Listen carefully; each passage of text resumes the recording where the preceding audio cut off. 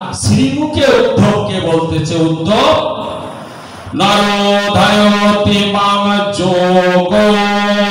শোনো উদ্ধব, যত রকমের যোগ আছে সেই যুগের মাঝে নরোধায়তি মাম যোগ নাসাঙ্কং ধর্ম এবচ নাসাধ্যায় তপোত্যাগ নিষ্ঠা প্রতি না দক্ষিণা ব্রতানি যজ্ঞ সন্দাংশি তীর্থানি নিয়ম জমা যথা অপূরদ্ধে সৎসঙ্গ সর্বসঙ্গ অপহিমাম।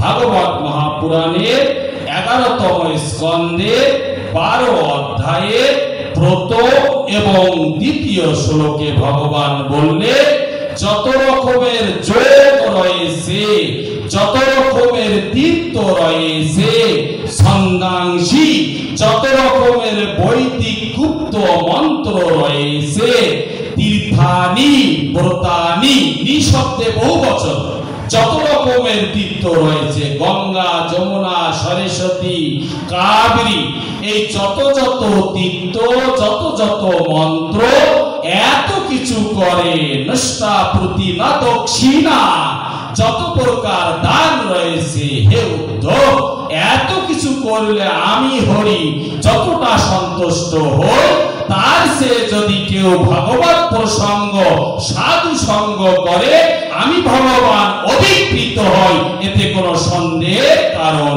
নেই।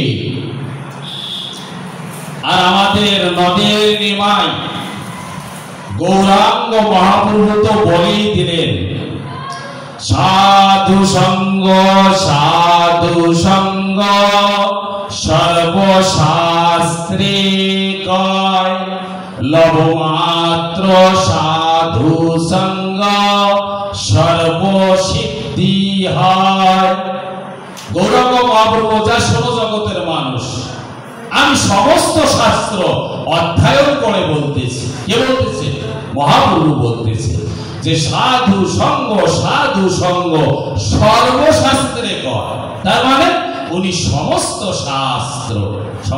শাস্ত্র বলতে 14 শাস্ত্র, এই 14 প্রকার যে শাস্ত্র রয়েছে সেই শাস্ত্র তিনি অধ্যয়ন করে বললেন লবমাত্র সাধু সঙ্গে সর্বসিদ্ধি হয়।